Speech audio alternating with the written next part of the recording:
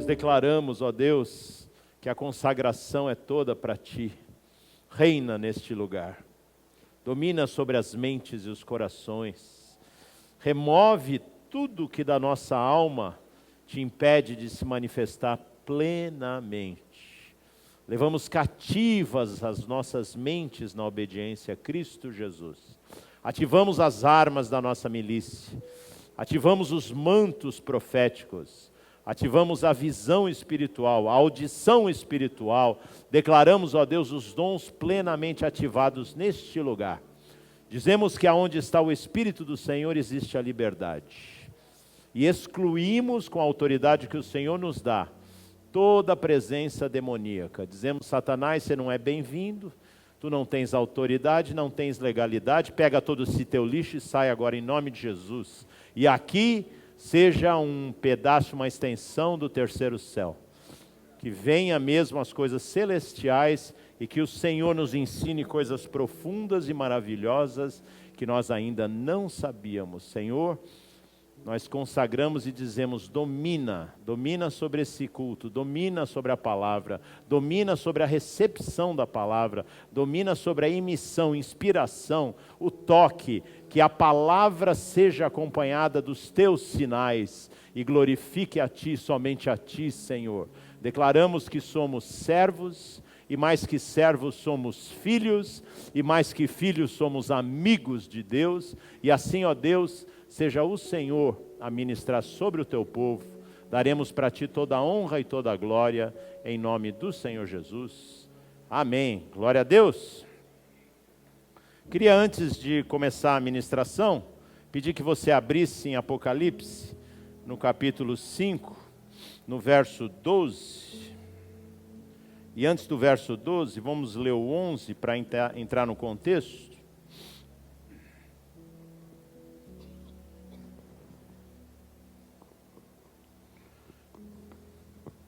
É difícil colocar o óculos com esse... Diz que dois corpos não ocupam o mesmo espaço ao mesmo tempo, não é assim? Então não adianta, né? Tem uma lei física.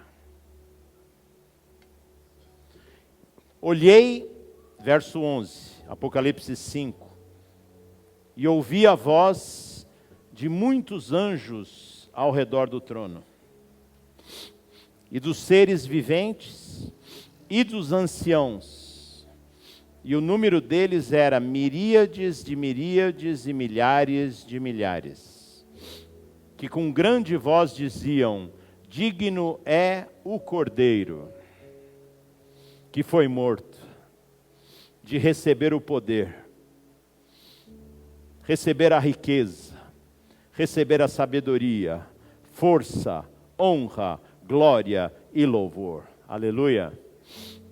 Toda a honra seja para o Senhor. E é interessante que nesse texto, a exaltação não é ao leão de Judá. A exaltação é ao Cordeiro. E fica bem claro, ao Cordeiro que foi morto. Eu acho impressionante que o Senhor, o Rei da Glória, Ele recebe toda a autoridade baseada numa obra que Ele realizou. E foi uma obra de obediência. E nessa obra, à medida que o Senhor vai realizando, as pessoas que estão ao redor, muito frequentemente não conseguem entender o que está acontecendo. Então existem algumas coisas na Bíblia que eu queria trabalhar com vocês. Uma delas se chama mistério. Mistério na Bíblia quer dizer que existem coisas que, se não forem reveladas, nem você nem eu vamos saber. Pode estar à frente dos nossos olhos. Em Deuteronômio 29 diz assim que as coisas reveladas pertencem a nós e aos nossos filhos para sempre. E as ocultas pertencem a Deus. Então uma chave no relacionamento com Deus é entender que nós vivemos pela revelação que nós temos. Aquilo que Deus revela nos move na direção correta.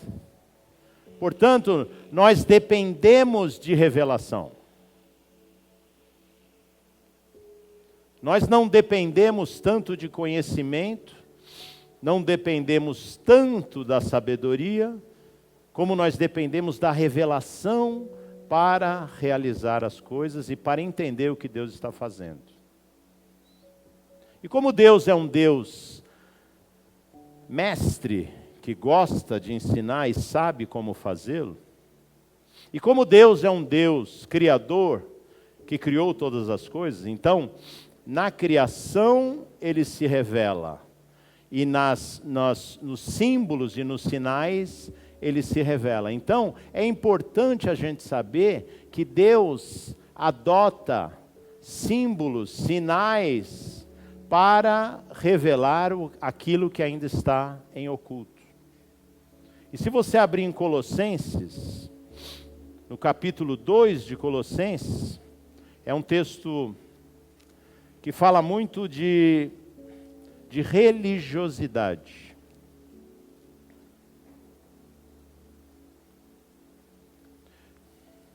O capítulo 2 de Colossenses é um texto que começa a mostrar que os homens gostam das parábolas, das estruturas religiosas, mas como uma forma de controle. Mas Deus usa as coisas que Ele mandou estabelecer, que são simbólicas ou parábolas, Ele usa como referência de verdades eternas. E aqui no verso 16, para explicar o 17, que é uma sequência, o mesmo parágrafo, diz assim: ninguém, pois, vos julgue pelo comer, ou pelo beber, ou por causa de dias de festa, ou de lua nova, ou de sábados, que são sombras das coisas vindouras, mas o corpo é de Cristo. E aqui parece meio incompreensível, mas pensa numa luz, pensa num corpo e pensa numa sombra.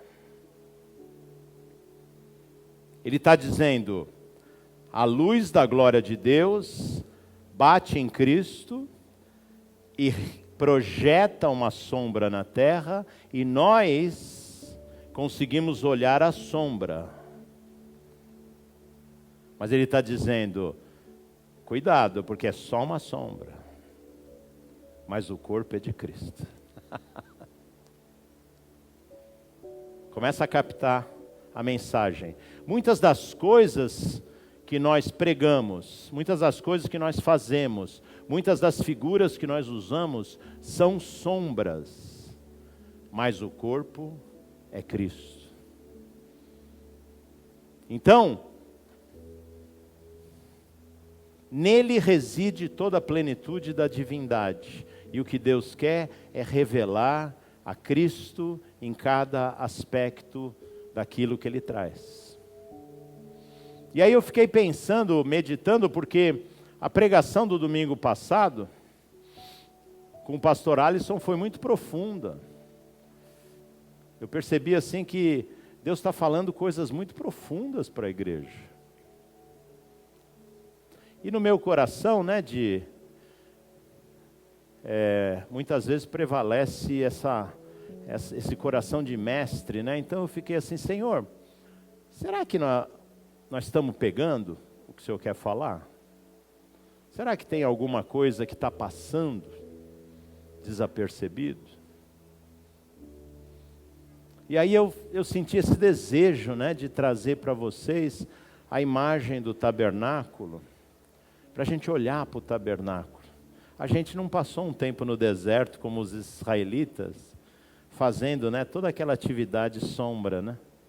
Gentil, a gente pulou na bênção, né? A gente já pulou no real, né? Jesus, eu te amo e estou aqui.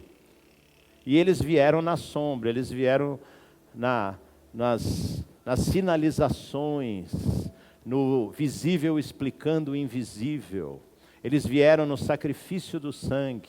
Eles vieram, sabe, na atividade do sacerdócio levítico. Eles vieram no temor a Deus com os mandamentos. Eles vieram sendo treinados como crianças, com tutores, para chegar numa revelação superior. Mas ficaram tão fixados na sombra que perderam a essência. E quando Jesus se manifestou, eles já não captavam. Na verdade, eles já não buscavam na palavra. Eles buscavam na religião. Não sei se tem jeito da gente projetar o tabernáculo. Eu queria rapidamente só tentar trazer, porque a gente canta, a gente estabelece. Dá para apagar essas luzes aqui da frente? Vocês conseguem ver essa figura, não? Dá para ver? Aleluia. Tem alguns aspectos que eu quero ressaltar. Eu gostaria que você olhasse para a figura. Está bonita, né? O povo ficava nas suas tendas do lado de fora. E o que eles enxergavam era essa tenda branca que falava da pureza de Cristo. E se eles caminhassem por fora do tabernáculo, eles não iam ver muita coisa. Só iam ver a primeira cobertura da tenda do tabernáculo e esse muro branco. E os postes. E talvez a pergunta que viesse no coração deles é: que Deus é esse que é tão santo que eu sou chamado para servir, mas eu estou do lado de fora. Eu queria entrar. E aí, para piorar a situação, tinha de dia aquela nuvem que revelava como uma carruagem que Deus tinha aterrissado. Era real. Aquela nuvem não era simbólica, era a presença real de Deus. Quando a nuvem descia, o povo temia e tremia. E a turma ficava assim: eu não vou me atrever a fazer nada diferente, porque eu tenho medo desse Deus. Mas tinha uma porta muito linda aqui na entrada, que tocava os corações. E tinha uma outra porta muito linda na entrada da tenda mesmo, que também tocava os corações. E depois lá dentro, se você tivesse a capacidade de entrar, tinha uma terceira porta muito linda, que dava acesso ao Santíssimo. Esse lugar de fora, onde os sacerdotes trabalhavam, chamava-se o átrio. O lugar de dentro, depois da segunda porta, chamava-se o lugar santo. Mas lá onde estava em cima aquela nuvem, havia uma outra tenda que dava acesso ao Santíssimo Lugar. Você está me acompanhando? Eu estou sentindo que o Senhor quer falar aqui. E Jesus, ele se apresentou em João, ele falou assim: eu sou o caminho, eu sou a verdade, e eu sou a vida. Ninguém vem ao Pai senão por mim. E essa primeira porta que dava entrada ao tabernáculo, ao átrio do tabernáculo, se chama o caminho. É um símbolo, certo? Jesus não é uma estrada, não é um caminho. Ele está dizendo: você quer vir para a presença de Deus? Tem que entrar por mim. Entra por mim.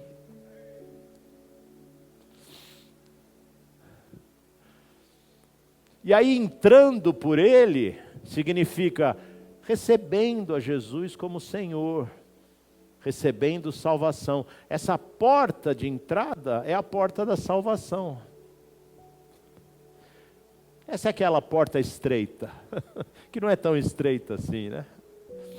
Mas é estreita porque precisa de revelação. Ninguém aceita Jesus sem revelação. Então tem uma obra do Espírito Santo para que a pessoa possa entrar nos seus átrios. E a entrada nos átrios do Senhor dá acesso agora a um trabalho sacerdotal. O trabalho sacerdotal, o primeiro trabalho sacerdotal, era receber o sacrifício. Aqui era diário. E era também condicionado a todo o pecado. O homem pecou, ele tinha que vir com um sacrifício, seja um cordeiro, seja uma cabra, seja um bezerro. E o sacerdote então falava: põe as suas mãos sobre esse animal, e eu vou entender que o seu pecado vai ser transferido para ele. E aí o sacerdote lanhava o pescoço do animal e colhia o sangue, e esse animal então ele era oferecido como sacrifício pelo pecado do homem. Um animal puro, sem pecado, sem problema moral nenhum, morreria pelo pecador. Isso aconteceria tantas vezes quantas ele se sentisse culpado diante da lei e quisesse se apresentar para se purificar. Então, era uma oferenda contínua de sacrifícios e derramamento de sangue. E a Bíblia diz que sem derramamento de sangue não há purificação. E toda essa sinalização do derramamento de sangue trazia a visão muito forte na mente do homem de que ele precisava de um sacrifício definitivo. Sinalizava para a cruz, sinalizava para o Cordeiro de Deus, sinalizava para alguém que ia pagar o preço definitivo para a sua redenção. E ele era treinado nessa sistema de simbologia. Porque não é possível, segundo Hebreus, que sangue de bodes e touros e animais possa remover pecado de homem. Então o símbolo significava uma provisão até o momento oportuno, onde o Cordeiro de Deus viria para resgatar o homem do seu pecado. Amém? Mas aqui também tem uma simbologia importante, que eu creio que a igreja, muitas vezes a gente vem aqui na frente e eu vejo muitas pessoas falando: gente, precisa de renúncia, gente, precisa de obediência, gente, precisa de dedicação, gente, precisa de entrega. E às vezes parece que é uma palavra meia vazia, mas eu vou te falar, se você não passar por esse altar de bronze com a tua melhor oferta, você não segue na vida cristã. Muitos não estão avançando na vida cristã porque o Senhor requereu algo e Ele não faz de dar. Aqui nesse altar você pode imaginar Abraão oferecendo o seu filho Isaque, o qual ele recebera de Deus como promessa. E pensa bem, como Deus é um Deus de simbologias fortes. Ele falou: Abraão, agora que você e a Sara eram estéreis, e agora que você recebeu o teu filho, eu tenho um desafio para você. Pega esse teu filho, aquele que tu amas, vai até o Monte Moriá e me oferece em sacrifício. Isso certamente doeu no coração de Abraão. Como é que pode um Deus amoroso pedir o meu filho e requerer o sangue do meu filho das minhas mãos? Mas sabe o que Abraão conquistou? Uma posição para nós diante de Deus, pelo simples fato que ele confiou no Senhor. É loucura, mas a mim me cabe obedecer. E ele, sem titubear, subiu o Monte Moriá com o seu filho. E o menino já era Um rapaz forte, né? Podia enfrentar o pai, podia fugir, mas era um menino obediente. Então ele fala: pai, eu estou vendo tudo aqui, o cutelo, eu estou vendo o fogo, mas onde está o cordeiro para o sacrifício? Está faltando o essencial para a nossa oferta, pai. E Abraão, como profeta, disse: Deus proverá para si o cordeiro. E lá no Monte Moriá, ele falou: filho, pode deitar. Amarrou o filho e levantou a mão com o cutelo. E quando ele levantou a mão, o Senhor bradou e disse: não faças tal, porque agora eu sei que me temes. E esse é o desafio para nós. É uma simbologia, mas é uma história bíblica. Mas para nós hoje, ele se aplica no sentido que Deus, certamente na aliança, vai te requerer o melhor. Eu não sei o que você entregou para Deus até hoje, mas eu posso te garantir como profeta, que Ele nesse tempo está requerendo o teu melhor. E se você puder entregar para Deus, confiando que Ele merece o teu melhor, você cruza do altar de bronze e prossegue na vida cristã. E o prosseguimento significa chegar na bacia de bronze onde havia uma água para se lavar. E a bacia de bronze, ela é uma figura muito linda da palavra. Porque o homem naquele deserto, ele olhava para a água e via o seu rosto. Mas também olhava para a água e via refletido o céu. Então essa bacia de bronze é a palavra. À medida que você começa a fazer as tuas entregas mais profundas, a palavra começa a fazer sentido na tua vida.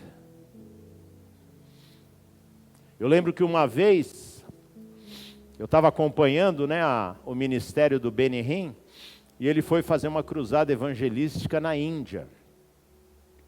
E um ministro da Índia, acho que era o primeiro-ministro, autorizou, né, num país de raiz hindu, uma cruzada como essa, né, de um evangelista cristão. E ele fez, né, todo aquele esquema, né? Acho que tinha lugares assim para, sei lá, é uma população muito grande de pessoas que compareceu ao evangelismo. E aí foi tudo bem, as pessoas se converteram. Eu lembro até de uma gravação onde uma hindu que tinha uma enfermidade muito grave foi curada. E ela veio chorando, né? Os ministros do Benny Hinn a entrevistaram e perguntaram: o que Jesus te fez? Ela falou: ele me curou disso. Aí eles falaram assim: você está chorando por quê? Ela falou assim: porque eu pensei que Jesus só curava cristão. E eu não sou cristã e ele me curou. Eu estou chorando porque eu estou sentindo o amor dele. Então uma obra maravilhosa que foi feita. E o Benny Hinn tem o seu avião particular. É um judeu, então judeu é forte nisso, né? Então acabou tudo, recolheram o equipamento. Quando eles chegaram no avião para ir embora da Índia, havia um caminhão estacionado na frente do avião. E eles entraram e se perguntaram: o que está acontecendo? Eles foram informados que havia uma reunião no parlamento da Índia, questionando a decisão do primeiro-ministro, por ter permitido uma cruzada evangelística cristã na Índia, e decidindo se eles iam mandar prender todo mundo ou não. E ele falou que por um momento, ele falou assim: uau! Os versos que eu lia da palavra se tornaram tão reais na minha vida. Por um momento eu falei: uau, será que eu vou ser feito um mártir para Cristo? E aquilo que parecia apenas uma figura, veio para a vida. Então, de repente, o que Deus está querendo fazer é trazer as figuras com a revelação para o teu espírito, para que a tua vida tenha o sentido que Deus quer. Porque se a gente ficar meio caminho, a gente nunca vai viver a essência da vida cristã. O testemunha de Cristo, ele é chamado de mártir. É uma transliteração do grego. E a gente entende o que é um mártir. Um mártir é uma pessoa que está disposta a morrer pela fé. Aleluia. O Senhor que você serve morreu por você. Você vê? Tudo que ele recebe, ele fala, glórias ao Cordeiro que foi morto. Glórias ao Senhor, o Rei do Universo, que decidiu se fazer Cordeiro de Deus por tua causa. E em Filipenses diz, por causa da sua obra de obediência, ele recebeu o nome que é sobre todo nome. Para que ao nome de Jesus se dobre todo o joelho, dos que estão nos céus, na terra e debaixo da terra, e toda língua confesse, Ele é o Senhor. Amém? E agora, eu sou o caminho e eu sou a verdade. Agora você, de posse dessa lavagem da palavra, você entra no lugar santo para poder ser ministrado na verdade. E é sempre a palavra que vai produzir. Conhecereis a verdade, e a verdade vos libertará. No lugar santo você começa a ser tratado, liberto, curado, transformado. Existem 3 elementos no lugar santo que são muito importantes para a gente entender como símbolos. O primeiro é um candeeiro, que através do óleo ilumina o local. O local é totalmente isolado da luz solar. Então o sacerdote, para se mover no lugar santo, ele precisa do óleo constante no candeeiro. E o candeeiro é o símbolo da igreja. Você e eu, nós somos candeeiro. E Jesus caminha no meio dos candeeiros. E Ele está aqui essa noite. E você e nenhum de vocês é uma virgem.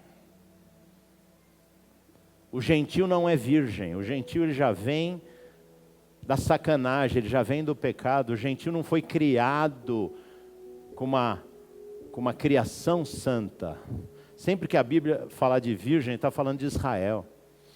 Nós não somos virgens, a gente já entrou na fase adulta.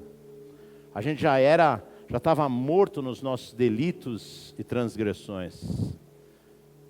Então, nenhum de vocês se aplica o texto de Mateus 25 das 10 virgens. A interpretação de Mateus, capítulo 25, das 10 virgens, é o Israel religioso e o Israel de Deus.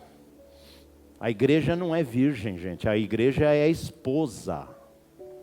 No casamento, vem o noivo, vem a noiva que se torna rainha, e as 10 virgens como companheiras da noiva. Nenhuma das 10 virgens vai se casar com o noivo. Aleluia. Deve ter alguém engasgado aí, mas eu preciso falar, porque você precisa entender. Precisa entender doutrina. Toda vez que eu ouço alguém pregar sobre as 10 virgens, me dá uma coceira no espírito. Jesus não é polígamo, ele tem uma só noiva. E o Salmo 45, depois você lê, vai perceber que é o Senhor e a rainha. E as 10 virgens estão no contexto da festa das bodas. Mas elas não são aquelas que vão se casar com o noivo. Aleluia? Então é importante agora a gente tomar posse de que esse óleo é um óleo para que você possa operar no lugar santo.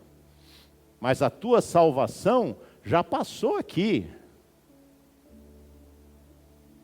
Ninguém vai perder salvação porque chegou a meia-noite e o noivo chegou. Porque o noivo, quando ele rejeitar alguém, ele vai falar, nunca vos conheci. E Jesus não é mentiroso, porque se você se entregou para Ele, você é filho amado, você é amado da alma dEle, o teu nome está escrito na palma das suas mãos. Ele não pode dizer que Ele nunca te conheceu. Ele te conheceu desde a fundação do mundo, Ele te amou com amor eterno e Ele te resgatou através do seu sangue. Então, Ele sempre te conheceu. Aleluia! Tirar essa capa de medo, né? Porque tem pessoas que acham que Jesus vai voltar e você vai ficar para trás. Existe uma assertividade do Senhor na tua salvação. Lembre-se da parábola do filho pródigo. O menino se meteu por descaminhos. O menino gastou toda a herança.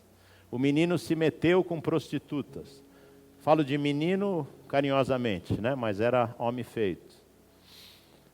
E o menino, homem feito, filho, num dado momento voltou ao bom senso e falou: meu Deus, o que eu estou fazendo da minha vida? Eu aqui passando fome e os empregados do meu pai têm tudo para comer. Que loucura! Eu era filho, eu abri mão de tudo. Mas sabe o que eu vou fazer? Eu vou voltar para o meu pai, mas eu vou dizer para ele: pai, eu já não sou mais digno de ser chamado seu filho, me recebe como um dos teus empregados, me aceita na tua fazenda, e acaba com o meu opróbrio. E com essa perspectiva de quem desviou, né, você pode pensar, né, um cristão que caiu, um cristão que caiu da graça, um cristão que foi para o pecado, um cristão que totalmente botou o pé na jaca. E ele vem numa atitude de arrependimento, ele vem numa atitude de contrição. E quando ele desponta no horizonte, o Pai o está esperando de braços abertos. E o discurso dele de empregado não colou. Porque filho uma vez, filho para sempre. E o Senhor vai arrancar esse medo que vem de uma raiz de rejeição, que fala para você que você não é aquilo que você já é. Porque o que Deus, quando Deus salvou, está salvo. Quando Deus estabeleceu, está estabelecido. As decisões de Deus estão na eternidade. O Senhor te conheceu antes da fundação de todas as coisas. O Senhor não te conheceu no dia da tua salvação. Ele trabalhou, articulou prodigiosamente a tua salvação. O dia do encontro contigo é o dia da expansão do seu amor, mas o amor é eterno. Ele já te amava antes que você o conhecesse. E Ele te conheceu antes que você o conhecesse. E Ele estabeleceu o caminho de salvação, mas Ele tem mais para você. Ele quer que você entre no lugar santo, para que você possa ser processado. Os seminários de cura e libertação são apenas ferramentas de Deus, para que você, através da palavra, através da presença do Espírito Santo, e através do incenso da oração, você seja edificado no Senhor. Mas a chave essencial desse relacionamento é intimidade. Tem um lugar que homem nenhum na terra podia pisar, só o sumo sacerdote uma vez por ano. Esse lugar era o Santíssimo, onde estava a arca do Senhor, a presença gloriosa do Senhor. O símbolo, a arca é o símbolo da presença. Por isso que Davi sofria tanto quando a arca era capturada pelos inimigos. Mas também todos sofriam pelo fato de não poderem entrar. Só o sumo sacerdote entrava uma vez por ano com sangue, e ele tinha que ter os sininhos balançando e uma corda presa no seu calcanhar, para se ele fosse fulminado, se ele fosse um homem no pecado, que Deus não o aceitasse, o corpo dele tinha que ser puxado do Santíssimo, porque homem nenhum poderia entrar para pegar. Então, ficava todo mundo atento, ouvindo, que nem uma vaquinha, o sininho, porque ele ficava se movendo diante da arca, e lançando sangue, e pedindo: Senhor, ser propício por nós, ser propício para essa nação, perdoa os nossos pecados, perdoa os meus pecados como sumo sacerdote.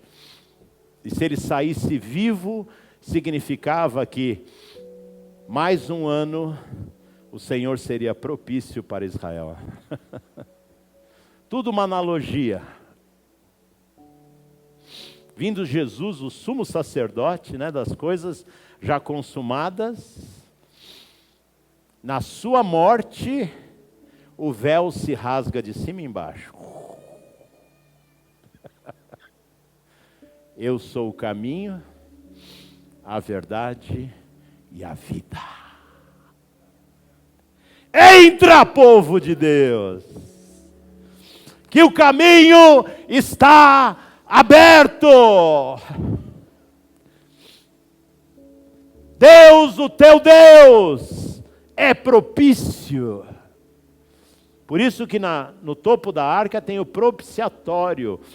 Deus se fez propício. Qual é o teu problema? O Rei do Universo quer atender.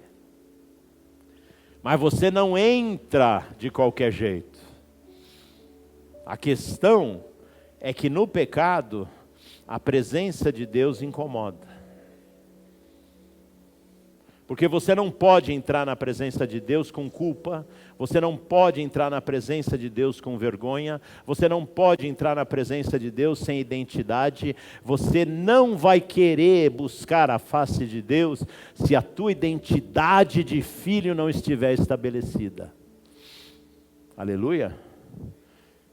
E aí você vê que essa simbologia da nuvem e do fogo, elas são reais para a nossa vida.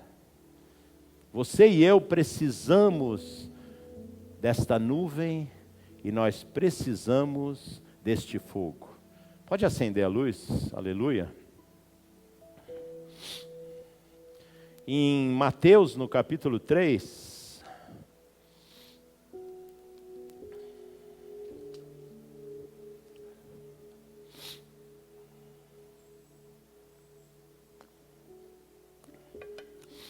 peguei a unção do Alisson, vou assoar.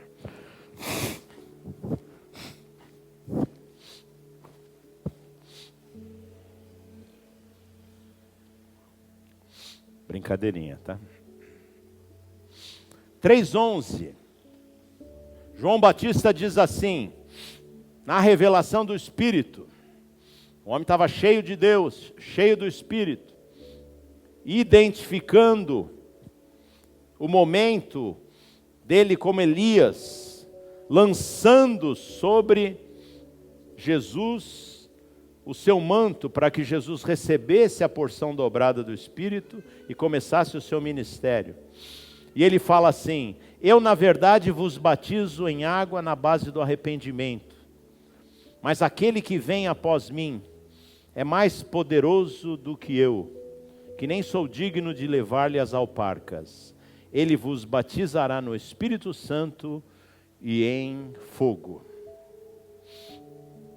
E a presença de Deus traz o símbolo do fogo como um elemento que faz purificação, que faz ativação, que traz a luz, porque é no fogo que o óleo queima, ilumina. E nós, como candeeiros, nós precisamos tanto do óleo como do fogo. E o Espírito Santo já está aí. E como o Espírito Santo já está aí, o que você precisa é de tirar a tua alma da frente para que o Espírito domine. E que ele pare de ser envelopado pela alma.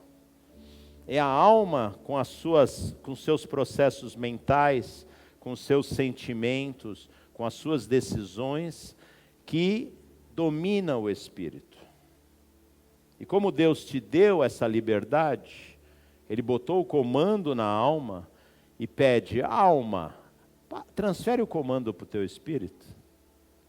Aí existe uma luta interior entre duas pessoas diferentes, de naturezas diferentes. Uma pessoa é o teu ser espiritual,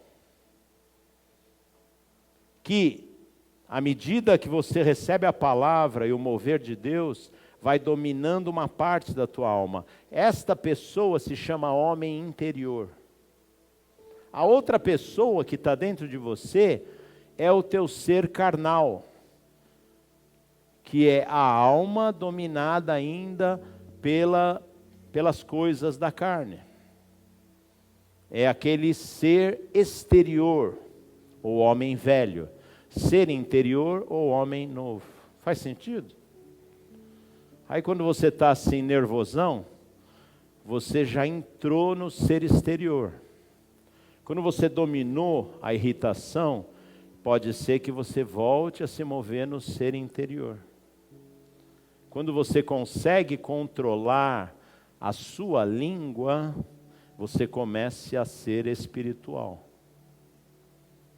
Tiago o irmão de Jesus, deu a dica: controle o seu falar, que você recebe de Deus autogoverno. Qual a essência do autogoverno?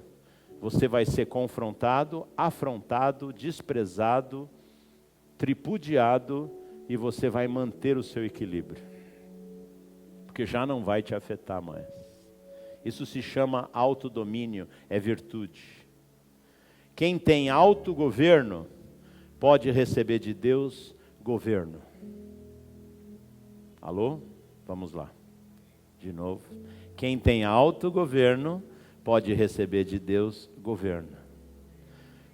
Porque se o homem não consegue controlar-se a si mesmo, não tem governo para controlar os outros. Amém?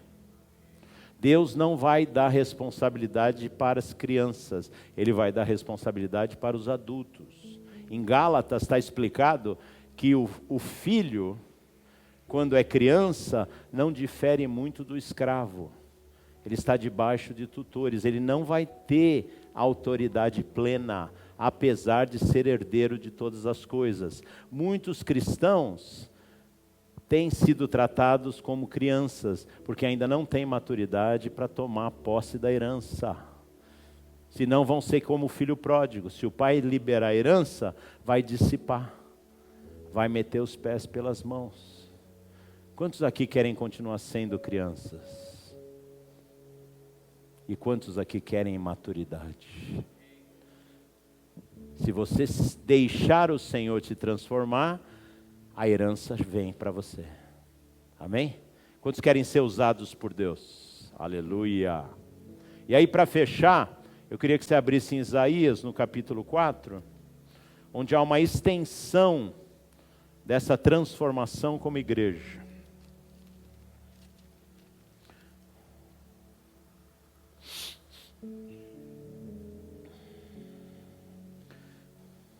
Depois de um tempo de juízo, que é a tribulação, o Senhor voltará à terra e estabelecerá o seu reino. Isaías é um profeta messiânico, ele fala muito do reino do Messias. E aí no capítulo 4, até o 3, ele está mostrando um monte de disfunções da nação de Israel. Mas no 4, ele já começa a sinalização do futuro. Por isso para de tentar ser igual ao mundo. Não vos conformeis com este mundo, mas renovai-vos pela transformação da vossa mente, para que compreendeis qual seja a boa, agradável e perfeita vontade de Deus. Aleluia. Então aqui vem o ministrar. E criará o Senhor sobre toda a extensão do Monte Sião e sobre as assembleias dela. Monte Sião é reino de Deus. Sobre toda a extensão, uma nuvem de dia e uma fumaça e um resplendor de fogo flamejante de noite, porque sobre toda a glória se estenderá um dossel. E como se aplica para nós aqui, para concluir? Deus quer manifestar a sua glória, e Ele vai manifestar no meio da sua igreja. E a igreja começa a receber a revelação, e a igreja começa a entender que é permanecer no Santíssimo. E está sempre diante da nuvem e do fogo, sempre na presença. Mas para que a presença de Deus seja permanente em nós, Deus tem que proteger a manifestação da glória. O dossel é uma cobertura, e Deus está fazendo isso nesses dias, para que a glória possa se manifestar intensa e continuamente. E não sejam apenas flashes. Dá para entender? Qual foi a experiência mais profunda de glória que você já teve? Queria que você por um momento pensasse como você responde essa questão. Não precisa falar agora. Qual foi o momento mais glorioso da tua vida?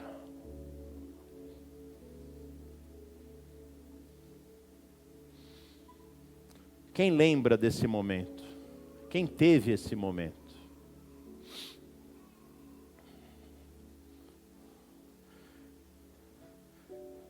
Ou seja, eu concluo que a maioria de nós está carente da manifestação da glória, amém? Eu acho que teve só um ou dois corajosos que levantaram as mãos.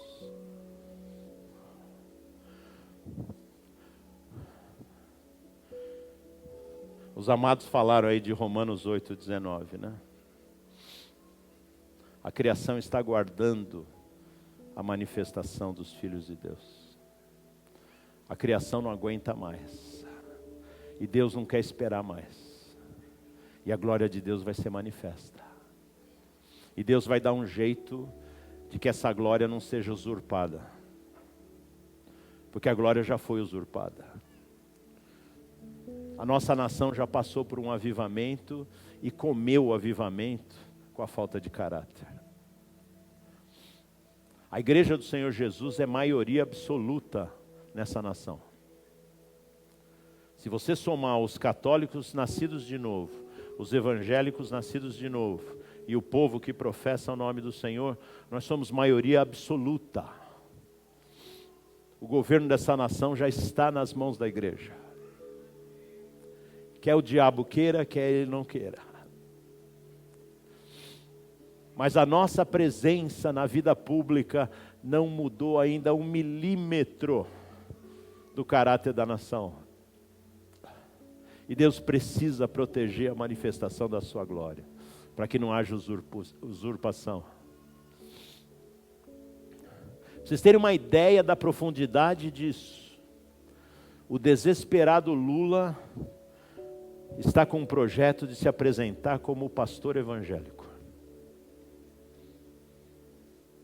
É para rir, né? Você não riu porque você está sem graça. É para rir. Isso também não é diferente de muitas coisas, porque em muitas igrejas evangélicas, a maçonaria está no governo. E parece que não está incomodando muito. Por que não está? Porque não existe manifestação da glória. Eu tive um encontro abençoado com o evangelista da primeira igreja que eu membrei, que era a Primeira Batista da Lapa. E eu fui dar o panorama naquela igreja, eu dei o panorama por muitos anos. Uma igreja com 5.000 membros e o povo vibrava com o panorama. Mas havia um grupo de pessoas no fundo da minha classe, de terno, gravata e óculos escuros, assim. E que eu falava, gente, isso aqui é representando o inferno. E essa semana houve a confirmação. O pastor me falou, sim, 50 membros da maçonaria fundaram e tinham o governo da igreja. E a igreja passou por um avivamento E o pastor presidente começou a orar em línguas. E ele recebeu a visita de 2 homens enviados da maçonaria e tomou 2 tiros na barriga, era para ter morrido. Não só não morreu, como reinou até que faleceu recentemente. E enfrentou o inferno diariamente na igreja. Mas o governo da igreja permaneceu dividido porque a maçonaria tinha um pé na igreja. Mas na hora que a glória de Deus se manifestar, para valer, o Senhor vai romper com essa estrutura demoníaca. E esse tempo está chegando.